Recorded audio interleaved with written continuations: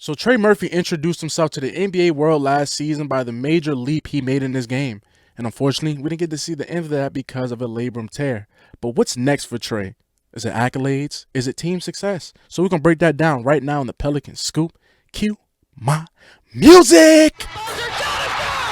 This is the Pelican Scoop with Jordan Kitchens, breaking down everything under the sun about your New Orleans Pelicans. Smash that like button, leave a comment, and subscribe to stay on top of your Pels content. Now, running point, here's Jordan. What is good, YouTube? Welcome back to another edition of the Pelican Scoop. I am your host with the most, Jordan Kitchens, and ladies and gentlemen, hopefully you enjoyed your Memorial Day. But let's talk about some ball. It's a lot of good NBA playoffs going on. And unfortunately, when we talk about the New Orleans Pelicans, we are not there.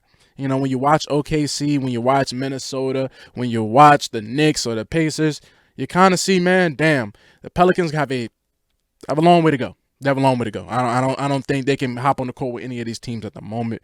But the bright side behind that, we do have a second guy. Kind of play a little bit of the first fiddle because unfortunately the lead guy, he's not as reliable as you would like. But Trey Murphy showed that he doesn't need to be the sidekick. He doesn't need to be the Robin. He can full on and go ahead and be a Batman. Not necessarily saying he can be the number one option on a championship team. We got to build towards that. But we're looking at year 5 for Trey Murphy on a season where he had career highs in damn near every category. Every single category career highs. So let's break that down right now. So as you can see from somewhere on the screen, let's start with 2021, his rookie year. He jumps from 5 points, second year to 14. Next year is a little bit, that's the year with the meniscus tear, so he came back a little late. So he averaged 14.8. But also that's the season he showed a lot of great flashes towards the end of the season. You know, when Brandon Ingram went down, it was just Zion, CJ, and Trey trying to will this team into the playoffs. And then last year, you can see he goes from 14 points to 21 points, 5 rebounds, 3.5 assists. I mean, everything about his game expanded. He was introduced to the world as a stretch, 3-and-D potential type of guy, right? You can see he can shoot, but can he add more into his game? And then last season, you saw that. You saw him take the ball off the dribble a lot more. You saw him be able to create his own shot. He even said, straight from the horse's mouth, that he went into that offseason knowing that I don't want to be a guy that has to rely on everybody else to give me a shot. If you want to be successful in the NBA, you have to find a way to be self-sufficient. I'm not just trying to sit here and get fed, spot up shots or running off screens. There's a lot more to my game, and that's what Trey showed you. He showed you that he can sit there and develop a handle. He showed you that he has the confidence to at one point in time, Trey Murphy had one of the best whistles in the NBA. Like, he was getting a lot of free throw attempts. He was going to the line a lot, showing you his more aggressiveness. The fact that Trey Murphy develop his layup. His next step, if we're going to be talking about finishing and developing layup, he's got to get a little bit bigger so he can start finishing them dunks. Because a lot of times when he's going to go dunk on somebody, he can't finish it because he's not strong enough. He will get there. As you showed, he will get there. But if we're going to keep talking about stats, and there's a little bit of caveat, we're going to talk about his accolades. But one stat that really caught my eye and I really want to break down real quick. So as you can see from the real screenshot, Trey Murphy, look at his percentages. This is just for his percentages. And one specific one, I'm going to start with the one I wanted to talk about, his three-point attempts. So as you can see, he averaged 8.3 three-point attempts this year. I love that. Now, next year, I'm not going to lie to you guys. I think Trey Murphy is that good of a shooter. I would like that more 9 to 10. 9 to 10 attempts. Why not? What other shooters, who else deserves more three-point attempts than Trey Murphy on his team? Not really. We have to cut down on everybody has a green light because you're open. Jeremiah Robinson, Earl. Respectfully, he can hit threes, but there's a lot of guys that should not be shooting the ball that were shooting the ball last year. So let's look at this real quick. This is what I feel like the next step that Trey possibly could take. So last year, he averaged 45% from the field, 36% from three, 88% from the free throw line. Now, in the future, he could potentially be a 50-40-90 guy. There was a stretch during the season where he was giving you 50-40-90. And I think that finally that he doesn't have to have that, Brandon Ingram's over my shoulder. Or I have to sit here, Brandon Ingram comes back, BI's out for injury or whatever. I got to come off the bench.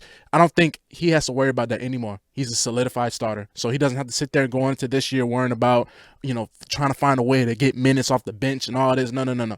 You are the starter. You are the number 2. Now, the caveat in all of this, if he can become a 50-40-90 guy, then he start getting those type of accolades and when he should have won most improved player. But Trey's biggest problem is, the caveat is, he doesn't have enough games played yet his whole career. So there's a threshold to be acknowledged for NBA rewards, and if you want to be all NBA, you want to be one of these defensive player of the year, you want to get one of these awards, you have to have the 65 game limit. That also hurts Zion Williamson. That is hurting him too. That's why he can never be available to get one of these awards. One, because he's not playing the games, but he doesn't have enough games played. You need 65 games played. And throughout Trey's career, he's only played 65 games once in the 2022-2023 season. He's only played over 65 games once in his career. You look, his rookie year, 62. That year, 79. The year after that with the meniscus tear, 57. And then this year with the labrum tear, 53. He also started the year with the hamstring. So it's like Trey has to find a way to stay on the court. Now, granted, with injuries and whatnot, that is just, you can't control that. It's a part of the game. But if he wants to take that next step in his career to finally be recognized, to show how good of a player he is, to be up for these awards, like especially most improved, one, the team has to win. Okay, further and furthermost, wins do come a part of it. I hate that a little bit because these are individual awards, but I get it. Wins should matter, and they obviously mattered last year, why he wasn't even in consideration for most improved player. But also, he just didn't meet the games required. And the reason why that's so important to note is because Trey might be starting this year, was missing some games. He's coming off a labrum tear in his shooting arm. You know, it just happened a couple months ago. He just had surgery like a month ago, so he's steadily progressing, but it's still a labrum tear in his shooting arm. His shooting arm, now maybe it was his left arm, you know, okay, whatever. But this is the arm that he shoots with, so he has to make sure that this is all the way prestige. It's the moneymaker, baby. This is the $1 million arm. So if you factor that in, you might be missing some games from the beginning of the season. Who knows what type of elements that come along with having an 82-game season. You know, you might have a twisted ankle here or a sore calf or whatever like that. So that also comes to play. Will he meet that threshold? Well, I mean, we shall see. I mean, for all we know, he might start the season off regular. Like, he might not miss no games. I'm just not trying to put him in a box and rush him like, oh no, Trey's gonna be ready. Trey's gonna be ready game one. I'm not sitting there gonna say that. But also, I feel like his next step is to be rewarded. His next step is to be acknowledged by his peers. Right? He's on the threshold. He's doing the media. He's doing that. Now, All-Star, it's a little bit of a long shot. You're in the Western Conference, and honestly, if the Pelicans are not winning, none of this matters. This whole video does not matter at all if the Pelicans are not finding some type of way to win. They cannot be a bottom feeder because nobody will get acknowledged. Nobody. And I think the next step for a lot of these guys, especially Zion, is get to the playoffs. All right, we're going into year 7 of Zion with 0 minutes logged in the playoffs. 0. Year 7. Yeah. You feel old right now, right? Year 7. Next year, it'll be year 7 for Zion. 0 playoff minutes. So this team right now, they have to win. I'm not sitting there saying the Pelicans, oh, we got to make a finals. No, you just got to make the playoffs. Not the play-in, not the 8th seed sneaking in, not the 7th, not the 10th, not top 6. You have to find a way. And it's looking like a gauntlet in the West because who knows where Giannis might go. So it might get even harder. But I will say this. For any of these guys, especially Trey, with the next step for him is stardom. That's the next step. But can he get there? Because team success is factored in. And honestly, if he's hooping, if him and Zion can sit there and mesh together and actually play, I promise you right now, I'm willing to go on a limb right now. If Zion Williamson and Trey Murphy both play over 65 games, Zion will be in the MVP discussion. I lie to you not. Zion will be in the MVP discussion if he plays over 65 games. If he plays over 60, he will be in the MVP discussion. If Trey Murphy also finds a way to play at least 65 games, he will definitely be in some type of a most improved type of talks. Because at this point, what is a most improved player? Dyson Daniels just won it. I give him that. He was most improved from last year. We're not giving the cake on him. You were the number 1 pick, buddy. You're supposed to be good. Dyson Daniels, on the other hand, granted, respect. He got that. But Trey could be that. All about if this team can win. All about if they can play these games. Next step for these guys is stardom. Next step is playoffs. Next step is showing the city of New Orleans that we can be a winner. Now, this might be just a long shot, me walking off the plank and me just saying this and me just coming up in here, whatever. But I firmly believe this, everything I'm saying right now.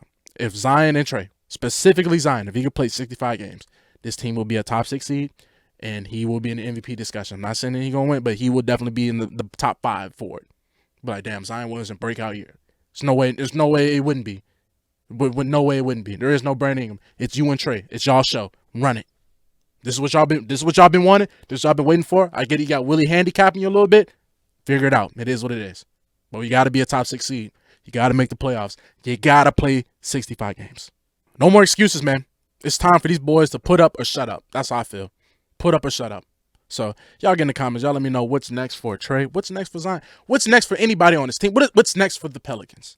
This is just about Trey. Am I doing about who else? I did a little bit about Zion, but it's true. These boys got to play 65 games. Simple as that. And if they play 65 games, I feel like them playing that amount of games will unlock a lot of more stuff for this team. Finally put us on a national pedestal. Who knows, man? When something is like wishing for a long shot. So y'all get down in the comments. Y'all let me know. Enjoy you guys' day, man. I've been your host with the most, Jordan Kitchens, and I'm signing out. Peace.